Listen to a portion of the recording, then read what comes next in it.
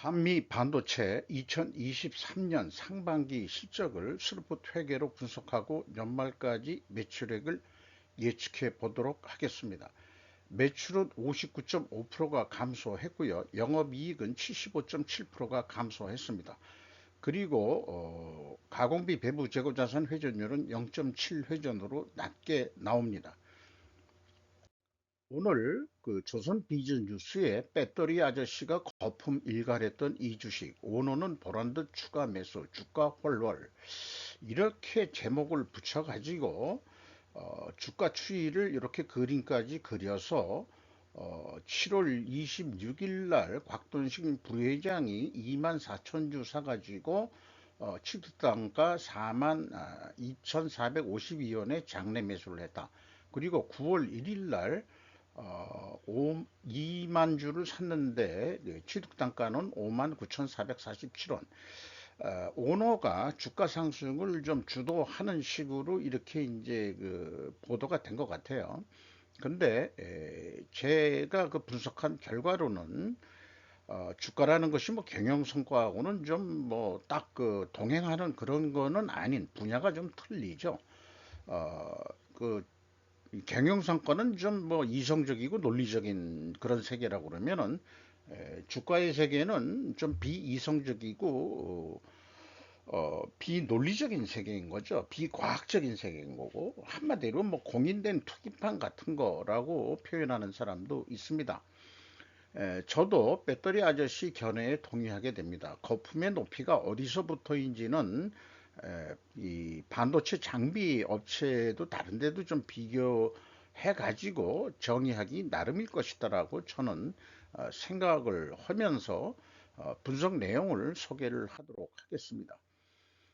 먼저 원가회계 손익으로서 그 매출이 745억 원밖에 달성을 안 했어요. 전년도보다 59.5% 반토막 이하로 떨어졌고 가공비 배부 재고자산은 3.2%밖에 감소를 못 시켰습니다. 그리고 매출 원가가 52.8% 낮게 하락했으니까 감소했으니까 상대적으로 그 매출 원가는 거꾸로 증가했다는 얘기겠죠. 매출 총이 떨어졌고 판매 관리비를 줄였습니다만은 영업이익은 146억 원으로서 전년도 627억 원보다 무려 76.7%가 감소한 것이 원가회계의 결산 내용이겠습니다. 그런데 이 기업이 영업의 부분에서 금융 수익으로서 1263억 원이나 이익을 냈어요. 그래서 그 세전 이익이 2191억 원이나 되고 법인세 비용이 뭐 500억 정도로 이렇게 그 많이 내는 거로 이렇게 되어 있습니다. 아마 굳이 이 주가가 오른 이유라고 그런다면은 전체 당기 순이익으로 보는 입장에서는 많이 이익이 났다 이렇게 보겠죠. 그런데 영업성과 쪽으로 보면은 영업성과는 크게 추락했는데 주가 급상승 요인은 무엇인가? 그래서 영업의 수익이 발생해서 그런가? 또 이렇게 이제 한번 생각해 볼 수도 있고, 그리고 이제 오늘 뉴스에도 있습니다만은 세수 줄어드는 것이 법인세율 1% 내린 것이라고 호들갑 떠는 조선비즈 뉴스를 봤습니다만은 한미 반도체는 영업이익 감소보다 금융자산 이익이 커가지고 금융자산 그 평가 이익하고 그다음에 외환 차익으로 돈을 번 것으로 되어 있습니다. 이것은 실제 현금이 들어온 건 아니죠. 평가액으로 이렇게 되어 있다. 이렇게 말씀 드릴 수 있을 것 같습니다. 스lum프 회계로 본 세계는 매출에 비례하는 매출 재료비는 58%가 감소했어요. 그 원재료 가격과의 차이가 1.4% 적게 내려갔기 때문에 이것으로 봐서 원재료 가격이 상승했다. 이렇게 추론이 되고요. 수급분율 0.9% 하락했습니다. 그리고 운영비용을 46.3%나 감소시켰습니다. 그 결과 TOE 생산성은 뭐 0.47이면 거의 0.5, 퍼센테이지로는 50% 이상 생산성이 떨어졌고, 스루풋 영업이익은 6억 원으로서 75.7%가 감소했습니다.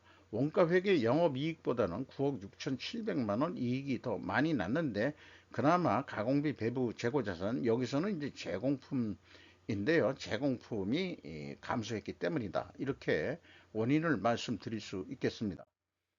재고자산 내역을 보면은 제공품이 19억 원이 감소를 했습니다.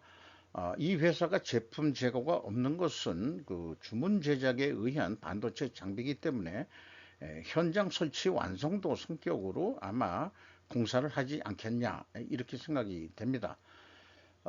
그리고 수주 사항을 보고 싶은데, 매출이 그 반토막 이하로 떨어졌으니까 지금 뭐 삼성전자나 SK 하이닉스나 지금 시황이 안 좋기 때문에 반도체 장비 업체도 마찬가지일 거라고 생각합니다만은, 이 수주 사항에 대해서 주저리 뭐 해가지고 수주 현황을 표시하기 어렵다 해가지고 기재하지 아니합니다 하는데, 설명이 설득력이 떨어진다, 저는 이렇게 봅니다. 수주 사항은 뭐 그 수량호 아니더라도 금액으로 얘기해 주면 되는 거지, 뭐 이따위 얘기들을 해가지고 자기네들 그 내부 정보를 이거 의무적으로 공개하게 돼 있는 거를 왜 자꾸 그 이런 식으로 회피하는지 모르겠어요. 비용의 성격적 분류 내용에서 A 재고자산의 변동 범위가 지금 봐서는 B에서 표현된 게 원재료 매입액이라고 돼 있으면은 이게 전체 재고자산입니다. 그것을 의미하게 됩니다. 그래서 그 AB를 더한 금액이 매출원가 재료비가 되겠는데, 57.3%가 감소했습니다. 운영비용은 46.3%가 감소했고요. 이 운영비용에서 판매관리비 214억 원을 뺀 게 공장 가공비가 되겠는데, 반도체 장비를 만드는 데 들어간 운영 가공비가 183억 원뿐이 안 된다는 얘기죠. 거꾸로 판매관리비가 더 매우 높은 비중을 차지합니다. 그래서 가공 비율이 50%인데 재료 비율이 50%. 그래서 가공 비율이 증가했다는 것은 여기에서 봐서는 재료 비율이 떨어졌다. 이렇게 보면은 여기에서는 원재료 가격이 하락했다라고 그 추론해 볼 수 있겠습니다. 그러면은 그 손익계산서상으로는 매출 재료비 가격이 상승했을 것이라고 추론했는데 모순이 나오죠. 이렇게 이 반대 방향으로 나오면은 이게 이제 우리가 자꾸 고개를 갸웃갸웃하게 만듭니다. 그래서 우선은 그 재고자산 매출원가 회계투명성 검증 3단계로서 PQ 총 제조 비용의 갭이 있습니다. 이 갭의 크기는 PQ 생산 재료비의 차이인데, 2단계에서 이거를 확인하면은 비가공비 배부 재고 자산, 즉 원재료하고 미착품인데요. 이 금액을 가감하면 일치를 합니다. 그러니까 한미 반도체는 재고 자산의 변동 범위 기준이 전체 재고 자산이라는 얘기가 되겠습니다. 따라서 원재료가 증가하면은 원가 회계는 재고의 증가는 이익의 증가니까 영업이익이 더 증가하도록 이렇게 된다 이거예요. 그럼에도 불구하고 3단계에서 현금 흐름표 기준 전체 재고 자산을 보면은 이걸 현금식으로 올해 상반기 거를 읽어보면은 현금이 그 11억 4,300만 원 나갔으면은 재고가 11억 4,300만 원만 증가하면 되는데, 거꾸로 28억 6천만 원이 줄어들어 버렸어요. 그러니까 그 갭이 40억이나 되는데, 재고자산 평가 손실 금액이 거의 29억 7천이니까 30억 정도나 됩니다. 그러니까 갭이 10억 정도로 또 나옵니다. 그러니까 평가 손실액이 30억이나 그 했다. 자기네들 뭐라 그럴까요? 이 재고 자산을 평가절하해서 재고 금액을 줄이는 거죠. 그리고 차액은 10억이나 되는 차액은 요게 이제 그 장비다 보니까 자기네들이 뭐 필요해서 그런지 유용 자산으로 대체됐다 해서 이제 그 맞춰놓기는 했습니다. 그런데 재고자산 평가 손실액이 과도하다 이렇게 생각이 들어가는데, 평가 손실액이 있으면 장부 금액이 줄어드니까 반대로 영업이익이 더 감소시키는 거죠.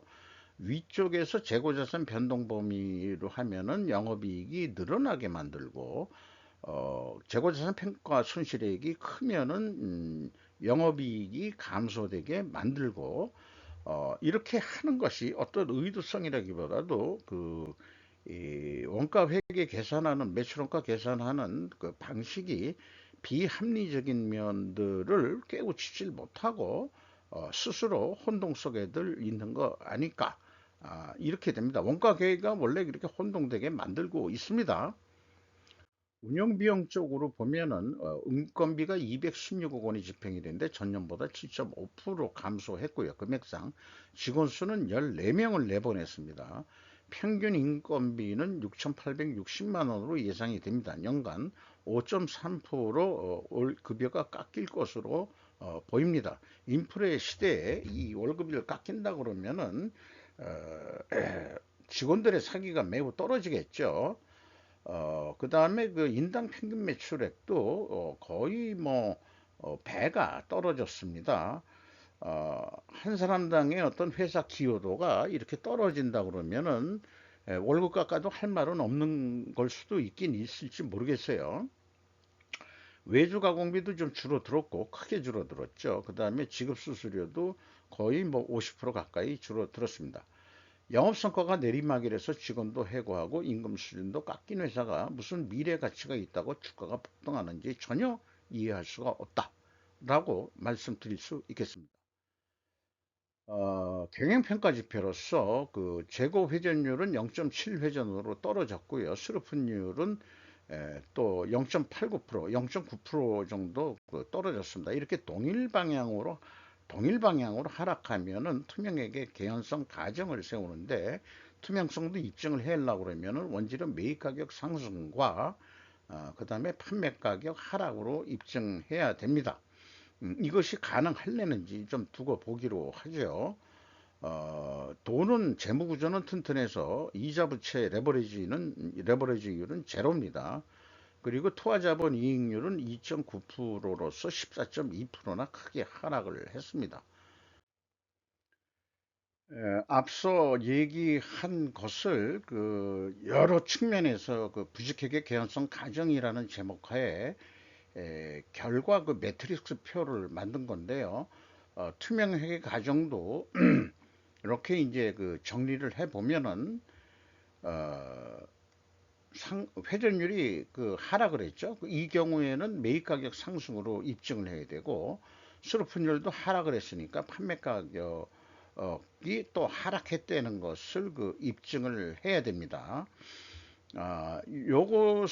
요것이 과연 입증이 될려는지 그것은 두고 볼 문제라고 할 수 있겠어요. 다음 장에 전혀 기대 이하로 전혀 이 투명성 입증은 할 수 없다라는 것을 말씀드릴 겁니다.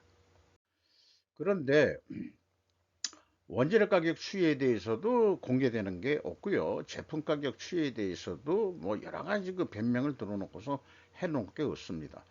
그 수주사항부터 비밀이 너무 많습니다. 무슨 방위산업체도 아니고 어쨌든 단순하게 산출해 보는 방법이 있지 않을까 저는 그렇게 생각을 합니다. 왜냐하면 매입액과 매입 수량은 어차피 있을 거고 매출액과 매출 수량도 있지 하다 그러면 단순 평균을 냈으면은 낼 수 있는 거 아니냐 이렇게 생각합니다. 그래서 투명성 가정은 입증 실패다 이렇게 말씀드릴 수 있겠습니다. 지금까지 말씀드린 것을 하나의 논리도표로 만든 거고요. 어, 상반기 실적을 기준으로 해서 연말까지 매출액을 예측해 보면은 1,430억 정도 할 수 있겠다. 예년보다는 뭐 줄어들 것 같고 이때 재고가 3% 줄었기 때문에 계획보다는 좀 적게 나오게 되어 있습니다. 재고가 줄면 영업이익이 주는 거로 연말까지 그대로 가면은 또 연속해서 계속 하니까 요 정도 나오는 거로 되겠습니다. 그런데 3%그 재고가 증가를 한다면은 매출은 노력을 더 안 하더라도 영업이익은 300억 가량으로 이 증가하는 것으로 이렇게 그 예상이 됩니다. 그래서 원가 회계는 매출이 안 되더라도 재고만 늘려도 영업이익이 증가할 수 있다. 이런 그 모순이 있는 거죠. 그래서 스루프 쪽으로 보면은 한 1490억 정도 예상이 됩니다. 이 경우에 이익이 310억 정도 나는 것으로 예상이 되고요. 이 재고 회전율을 1.4회전으로서 그 7% 정도 더 증분을 시킨다면은 매출액이 1594억 원 정도 해서 387억 원까지 이익을 낼 수 있겠다. 그래서 스루풋 기준으로는 이걸 뭐 단가라고 비유를 하면은 14만 9천 원이고 원가 회계 기준은 14만 3천 원입니다. 6천 원 더 비싸게 예가가 나오게 됩니다. 이런 경우가 어떤 경우냐 그러면은 재고가 감소했기 때문에 재고 회전율 상승에 의해서 이익이 증가하게 되어 있고 판매가는 원가액보다 높게 나오게 되어 있다는 어떤 그 표준 결과에 맞아 떨어집니다. 주가는 그 58,400원으로서 연초 가격 11,500원보다 무려 46,900원으로 급격히 그 상승을 했고요. 주당 액면 가격이 100원이었는데 31원은 주식 소각 결과로 그렇게 설명을 하고 있습니다. 어, 6개월 만에 시가총액이 4조 5천억이나 크게 부풀려졌습니다. 주주명 참고해 주시고요. 외국인이 10.11% 정도 보유하고 있습니다. 아,